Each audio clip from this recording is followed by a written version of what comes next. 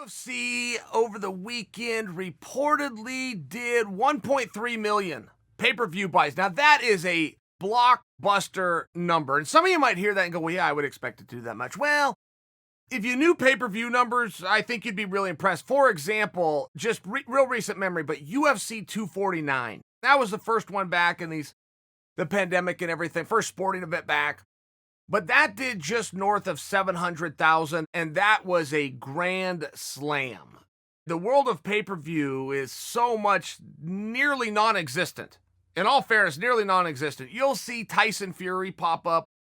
You'll see Floyd when he comes back go on pay-per-view. You'll have a hard time telling me other things that are. I mean, even the WWE in large part, though you could find it, uses a streaming service. And there used to be concerts on pay-per-view. There used to be monster truck shows. I mean, pay-per-view was a real thing, and it's really not anymore, which is relevant to the story because all of the numbers greatly change. If you could do 700, if you could do 500,000, oh my goodness, they would roll out the red carpet for you. Any distributing partner would roll out the red carpet if you could just average 500,000. You could come in at 200 one night and 6 one night. You could even get near a half a million, just to put in perspective. So to do a 1.3, that's a record that hasn't been touched in a period of time. I mean, largely because the model's changed. That's a record that will not be touched in a period of time. Dana comes out and credits the whole thing to Masvidal. Says, George Masvidal is a massive star. I credit him fully with the changing of the projections we had to the numbers that we now see. Now, that's a huge compliment. And it seems as though no matter how many times you learn this lesson, who's going to get paid? The guy's going to get paid that brings in the money. Real obvious. Same as all of you. No matter what profession you're in or what line of work you're in, you're going to get a piece of what you bring in. And you will be surrounded by coworkers who make the argument of what we're doing the same thing. And while that might sound rhetorically eloquent as you say it, it doesn't make any kind of financial sense. That is not sustainability. Somebody is going to set the table and everybody else is going to eat at it. In this industry, that's very obvious. George Masvidal used to have one of the seats at the table. Now he sits at the head of the table and he pays everybody else back. That's the way it works. When George is coming up in one of the guys, if he can get attached to whoever the main event was and that main event can bring in a house, okay, great, everybody gets to eat tonight. That's how it works. George never has to pay that guy back once he has his comeuppance. He just sits at the head of the table and he feeds everybody else. At some point, those guys will sit at the head of the table. I mean, that's how it works. And that's where that whole atmosphere comes from. But when you do look at George being able to draw, and you look at what Dana said, this guy is a massive star. That's a huge deal. And before you try to figure out how you become a massive star, before you try to lay out your own plan, your own steps, how you're going to market your career and brand yourself and separate yourself from the pack, before you do that, please understand what Dana said. Because it's not the same statement that you've heard something close to. Your ears will be playing tricks on you. He said, George Masvidal is a massive star. I credit this pay-per-view to him. That is significantly and meaningfully different than if you hear it a different way and say this was a massive fight. And this fight is what we credit all of the numbers to. In the history of combat, there has been two athletes that can draw by themselves. Doesn't matter who they're taking on. Mike Tyson and Oscar De La Hoya. Now, I believe that statement would need amended. I believe at this point you need to include Floyd Mayweather in that. I believe at this point you need to include Conor McGregor in that. Okay? But Teddy Atlas and Max Kellerman, the two largest voices in the history of boxing, both say it was Tyson and De La Hoya. But I think you still understand the point, even if you need to amend it. So when Dana comes out and says George Masvidal is a huge star, George Masvidal gets all the credit for this, that's a very big deal because now you have something that you can monetize as a promoter that you do not have very many times in your career. You have a guy. Do you know how hard it is to make a fight? I mean, have you guys ever thought about that? You'll read about it, all the headaches everybody has to go through. I mean, all of the absolute headaches to get two people together. You got to do that 11 times per card. Oh, by the way, right this week, we're going to have 3 cards in 1 week. So imagine all the things that you have to go through just to get that step done. Before you bring in the cameras, get the venue, pop popcorn. sell the beer. I mean, just to get that step done. So now imagine that you have a guy who it doesn't matter who he's fighting. Just imagine if you had that as a promoter. It's a very, very rare thing. Guys, I swear to goodness to you, I don't say this with any tongue in cheek. I have forgot that George Masvidal lost that fight. That fight I swear to you, I have to keep her. Oh, that's right. That's right. He lost that fight. It was one of those things, and it's one of those rare presences, and George just carried himself in a certain demeanor. But everything that he does that's on camera is a reflection of the memory that you're going to have as a takeaway. Everything he does. Conor gets this same credit. Conor will not leave the room without looking cool. Whether he's dressed down, but he's in a $1,000 tracksuit that looks fantastic that you've never seen anybody else wearing. His hair will be done. That beard will be intact. If he's going on stage and he's dialed out in one of his suits. I mean, there's just a real thing every time that you're seeing. Masvidal's now working this different kind of, look, he grew the hair, he grew the beard. Okay, great. That might sound simple to you, but he still reinvented himself. Vince McMahon has a theory that every character must be reinvented at least slightly. There must be a change every 12 months. You must change. Doesn't matter if it's Hulk Hogan, if it's Stone Cold Steve Austin, if it's The Undertaker. Little change. You've even seen that with the name Brock Lesnar, just by example. Monsters don't talk. It's one of the reasons that Brock is not given a lot of airtime with a microphone in a business that is largely based around microphone and airtime. But over a period of time, they bring in his advocate. Paul Heyman comes. I'm just offering for you, but there's a little twist. There's just a little tiny tweak. You don't have to be Owen Hart, and one day you're in the Foundation, and then one day you're the Blue Blazer. It doesn't have to be that extreme, but it might have to be. So when I just offer for you a small tweak, you go, oh, Chael, George Masvidal selling tickets because he grew his hair out and grew a beard? That's the most ridiculous thing I've ever seen. Yeah, it probably sounds pretty ridiculous. But yes, that is a piece of the puzzle.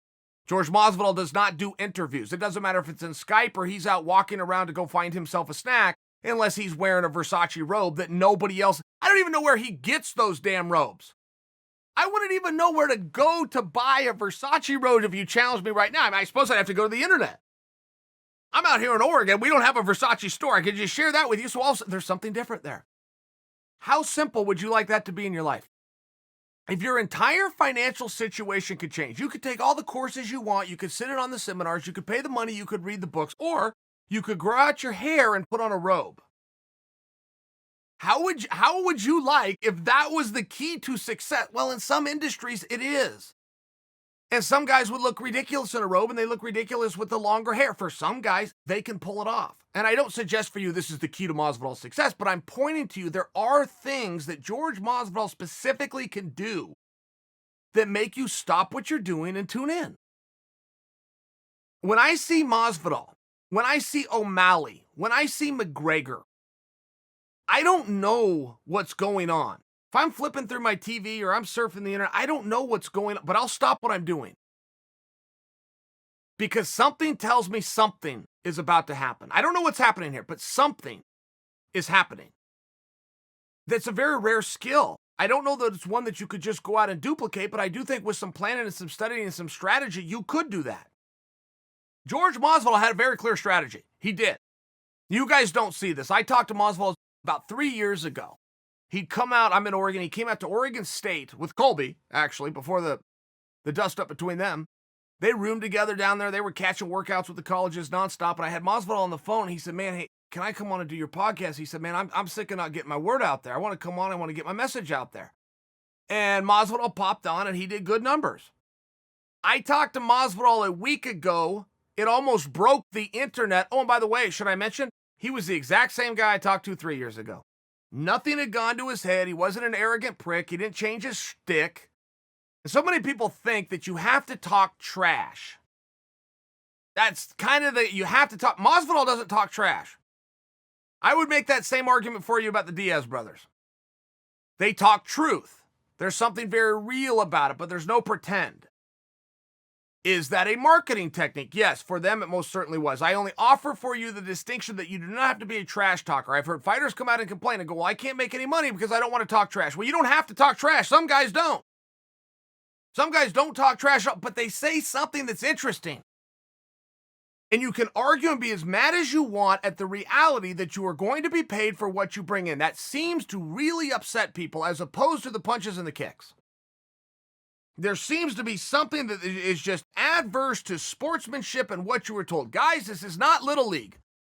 Not everybody gets a ribbon at the end of the season, and not everybody is guaranteed playing time. This is cutthroat professional sport in a business known as entertainment. This is not the sports industry. This is the entertainment industry. The sooner you can allow that in, the sooner. Look, the ultimate spot you could be. If you want to talk the ultimate, I want to be the champion. I want to be the undefeated champion. I want to be Khabib. Okay, those are wonderful goals, by the way. I don't want to take those from. Those are awesome goals. But the ultimate place you can be in is where the outcome of your match no longer matters. It's a rare spot. It's a short spot, in all fairness. No matter how you're good at it, you can only stay there so long. Still America, and success still matters. But I don't joke with you when I tell you, I have forgot that George Masvidal lost that fight. All I remember is the way he started it, that he came right out against the baddest dude in the world and kicked him 3 times before he was ever touched once. I remember his face. I remember after the second round when he laughed and said something to Usman. I remember sitting him going, "You're laughing? You're in the desert in the middle of a world title fight on TV and you're able to compose yourself enough to laugh? Shouldn't you be exhausted?" But there was something about, he came to the post-fight press conference. He didn't hang his head one bit. He said, "You know what? Now I have the formula to beat Usman. I didn't have it before. I learned a whole lot in this fight. Give me him again. I'll beat him up." Okay. These are the things I remember of the fight. I keep forgetting that he even lost the fight. I mean, this is a very rare thing. This isn't something where we could sit George Masvidal down and go, "Hey, how did you do this? How did you pull off this ruse? How did you sell more pay-per-views than anybody? How did you just become the biggest star and the highest paid guy in the sport?" We couldn't sit him down and ask him. He doesn't know. He's just out there being George Masvidal. He's the same guy I talked to last week that I talked to 3 years ago, that I met 20 years ago. He's the same guy. Got a little longer hair. Prefers to fight standing up. Same guy I met when he was 21 years old. Preferred to fight standing up. Knew how to protect himself on the ground. Same guy. It's the same guy. That's not what it was. There's something else here. There's something more to this. So when you get a compliment from Dana who comes out and says he is a star, he is responsible for these numbers, there's not much of a bigger compliment that you could be given. I don't know that Masvidal knows that. I'm not sure that George Masvidal is aware of what Dana just said about him. There is nothing that you would rather have as a promoter, because you're talking of, this is a 1 in a million. This is opening up the oyster that you found on the beach and you find a pearl inside. It does not work this way. Dana White at no point in his career separated with his time and money, known as an investment, and moved forward thinking he was going to have this. He was saying, how am I going to tell stories? How am I going to build guys? How am I going to make punches and kicks enough? How am I going to get out of the state of Nevada and get as far as New Jersey and then perhaps someday get overseas? That's the thought. He opened up an oyster and he found a pearl. That's the compliment he's giving George. I think George deserves to hear that. I really think he does. Possibly the biggest compliment I've ever heard Dana give a guy.